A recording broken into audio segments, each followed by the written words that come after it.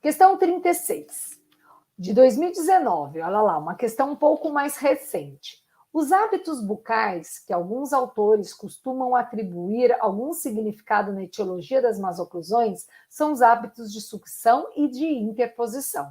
Nesse sentido, são hábitos compressivos, né, que fazem compressão. Né? E ele está falando, ó, ele mesmo te dá a resposta aqui, ele fala de sucção e interposição, é que nem aquela questão da luxação, que ele dá a resposta na afirmação. E aí vem uma pergunta, né? Nesse sentido, são hábitos compressivos, né? A sucção de lábio e respiração bucal, a sucção de lábio né? Um hábito de sucção compressivo. A respiração bucal, não, né? A respiração bucal, ele é o hábito que você muda a pressão do ar, né? Então, não é.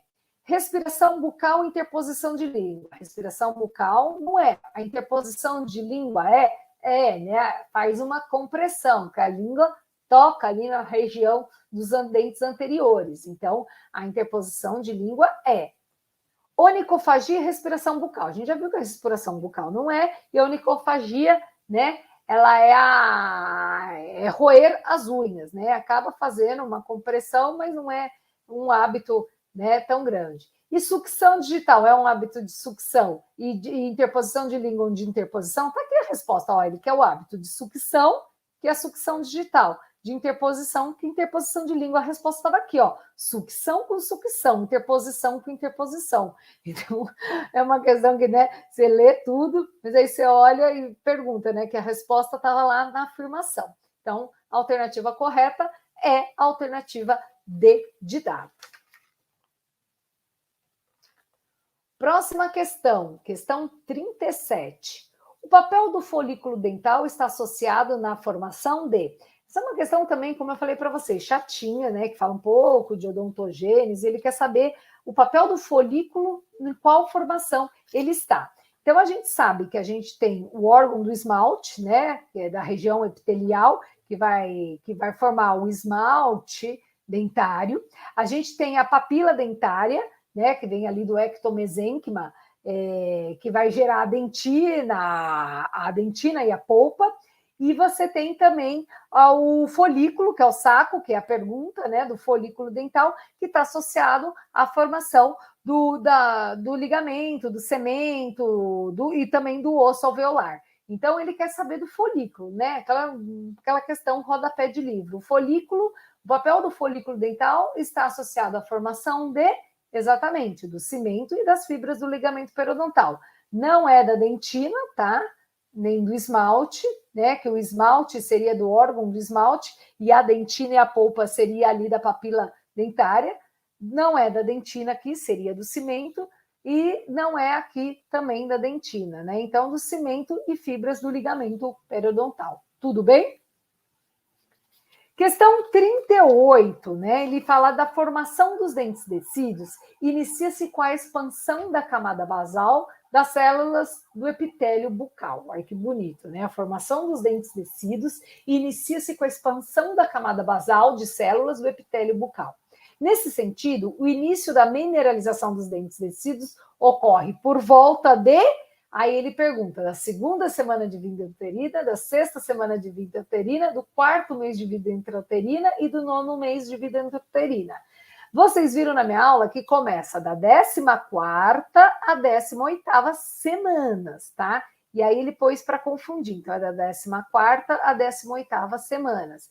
Então, não é da segunda semana nem da sexta semana. Só que aqui ele põe em mês. Então, é só fazer conta, né? Por exemplo, 14ª semana são 7 dias. Então, 14 vezes 7, né? E aí você vê dividido por 30, que um mês tem 30 dias. Aí você vai ver mais ou menos o que dividir por 30. Nem precisa dividir, né? 14 semanas é só você multiplicar. Então, e aí você vai ter que seria mais ou menos do terceiro, 2 meses, né? 3 meses, 2, a 4,2 meses. Então, essa seria a conta. Então, é só você transformar semanas em meses. E aqui, qual que você cai?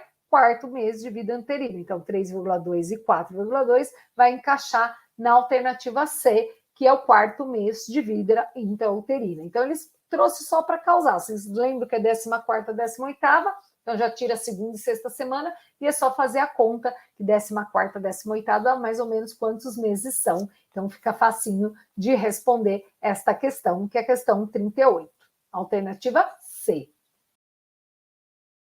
Goiânia, 2012, o último concurso aí de Goiânia, pediatria. Uma criança em fase de dentadura decídua apresenta há 2 dias ulcerações labiais, vesículas pequenas e múltiplas na gengiva, febre, irritabilidade, dor e linfadenopatia regional. A gengiva está edemaciada e a salivação aumentada. O diagnóstico e o tratamento recomendado para esse caso são varicela, administração sistêmica de aciclovir e alívio da dor. Lembrem-se que está falando de gengiva. Na hora que fala de gengiva, a gente tem que lembrar rapidamente do quadro de gengivoestomatite herpética, nesse caso primária, porque é uma criança, né? Então, a alternativa A a gente elimina. Ulceração aftosa, solução mista de clorexina, estatina, uso tópico e prevenção de desidratação? Não, né? Não fala em nenhum momento de fatores predisponentes para afta. C, gengivoestomatite herpética aguda? Sim. Aciclovir sistêmico? Pode.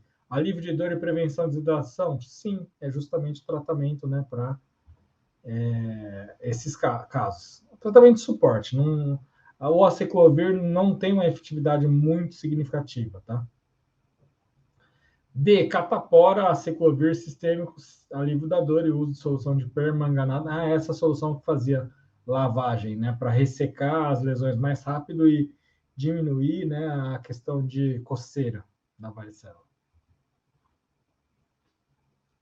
Mais uma questão, Goiânia, para pacientes especiais, criança de 19 meses de idade é internada em pronto-socorro com queixa de febre, 38,9, há 24 horas, com dificuldade em ingerir alimentos líquidos e sólidos, lesões ulceradas em mucosa bucal e gengivite, e o tratamento dessa condição inclui.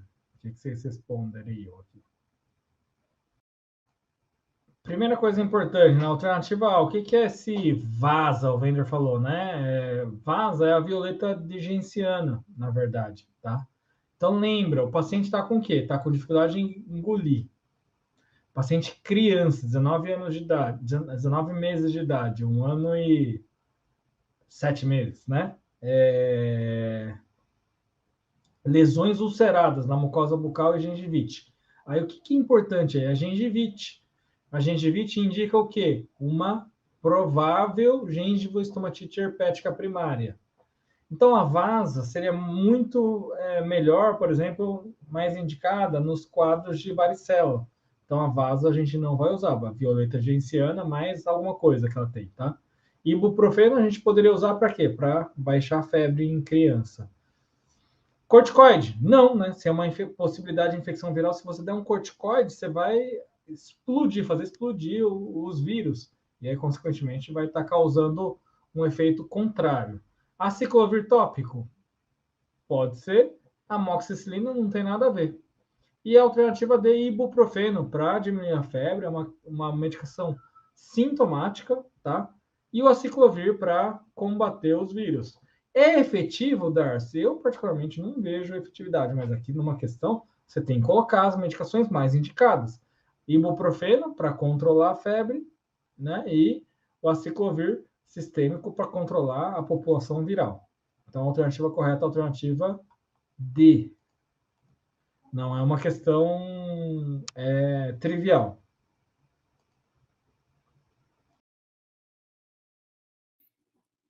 A utilização do EDTA após o preparo do canal radicular tem sido preconizada com o objetivo de remover o magma dentinário. Então, depois que você faz o PQC, você utiliza o EDTA. Perfeito. Vamos usar o EDTA depois do nosso PQC. Posteriormente ao emprego do EDTA, deve-se realizar uma irrigação final com hipoclorito de sódio com a finalidade de... E aí? Aumentar a ação quelante do EDTA? Potencializar o efeito do hipoclorito de sódio? Aumentar o pH do EDTA? Ou promover o tempo de ação do EDTA? Então, o que ele quis dizer assim? Quando você faz um preparo para o canal radicular, você está produzindo smear layer e fazendo com que esse smear layer fique aderido às paredes do canal, obliterando os tubos retinários. Esse é o princípio do PQC. Quando eu uso o hipoclorito, eu quero que o hipoclorito ele atinja a maior extensão das ramificações do meu sistema de canais radiculares. Se eu tenho smear layer, o hipoclorito não entra nos túbulos retinários. O que eu tenho que fazer?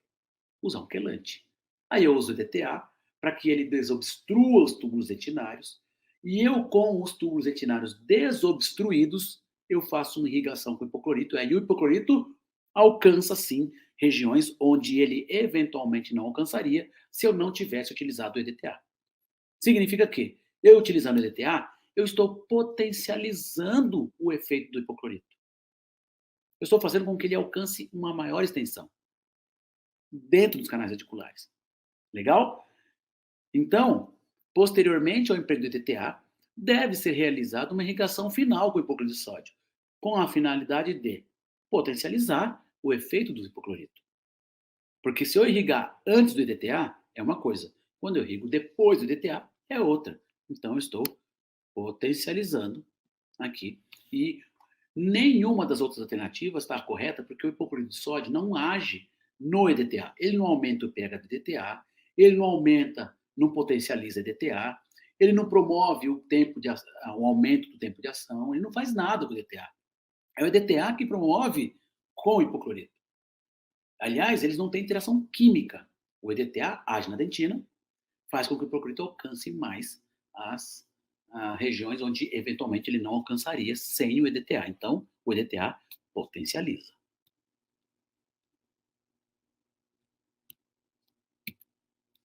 Então, vamos lá.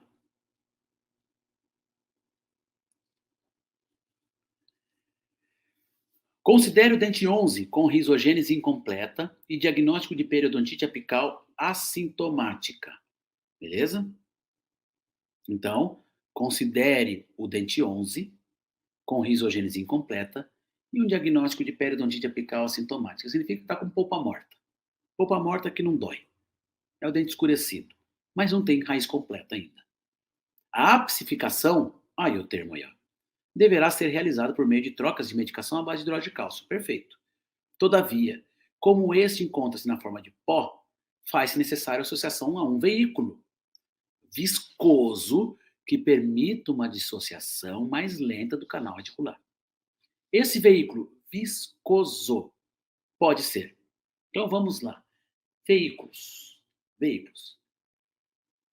Eu tenho diversos tipos de veículos. Os veículos aquosos, os viscosos e os veículos lipossolúveis, ou também chamados de oleosos.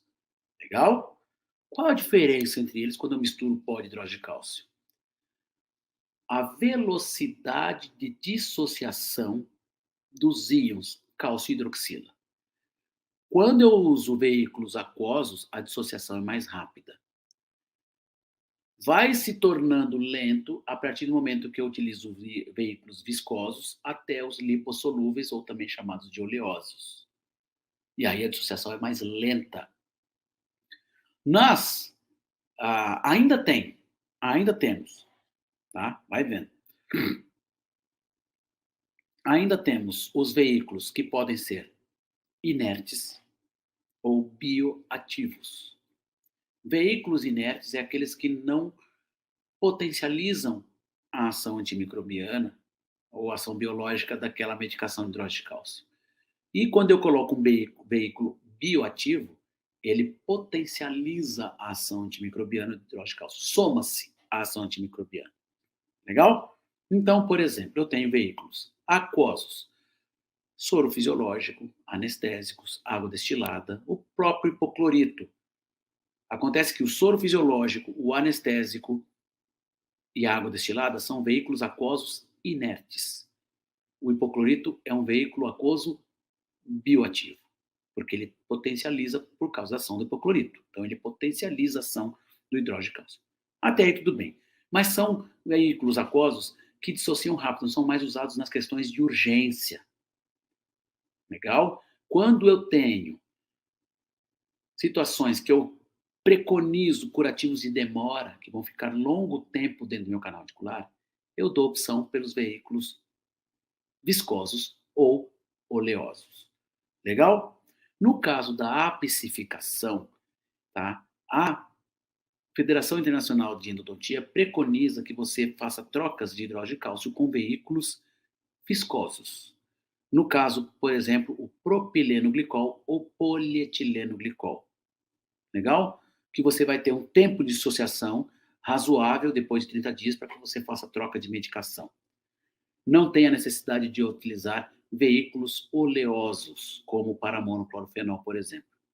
Legal? Porque o veículo oleoso faz com que a dissociação seja mais lenta, mas a penetração seja menor.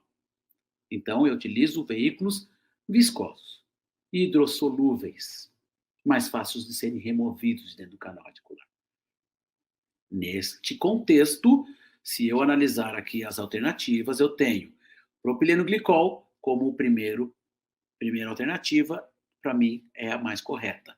Soro fisiológico é aquoso, tá? E ele coloca aqui que esse veículo deve ser viscoso. Então, vamos para os viscosos aqui. Soro. Soro é aquoso. Água destilada, aquosa. Paramono, oleoso. O único aqui, viscoso, é o propileno glicol. Belezinha? Então, se você está falando que esse veículo viscoso, ele tem que ser viscoso, o único viscoso aqui é o propileno glicol. Essa aqui exigia que você soubesse um pouquinho de imposto de renda, né? Vê que coisa. Ó. A tabela a seguir é usada para calcular o imposto de renda de pessoa física do ano calendário 2016, de acordo com os valores que foram recebidos em 2016. Considerando que uma pessoa que em 2016 recebeu 50 mil reais, o valor em reais que ela pagará de imposto de renda será igual a... Então, de acordo com essa tabela, a pessoa que recebeu 50 mil, ela está nessa faixa de base de cálculo aqui, ó, de 45 mil e alguma coisa até 55 mil e alguma coisa. Então, a alíquota aqui é quanto? Você tem que calcular a alíquota aqui, ó, 22,5%. Então, você vai pegar, gente. Eu não vou fazer regra 3, não. Eu faço assim, ó, 22,5% de 50 mil. Né? Pode fazer regra 3 se quiser. 22,5% é 22,5% sobre 100. Vezes 50 mil. Corta 2 zero embaixo, 2 zero em cima. Então, é 500 vezes 22,5. Não faça em calculadora, pelo amor de Deus. Ó. 500 vezes 22,5. Vamos fazer esse cálculo? 5 vezes 0. 5 vezes 0. 5 vezes 5, 25. 2 vezes 0. 2 vezes 0. 2 vezes 5, 10. Vai dar 1.000 aqui. Igual, né? Quando somar, ó. Isso aqui vai dar quanto?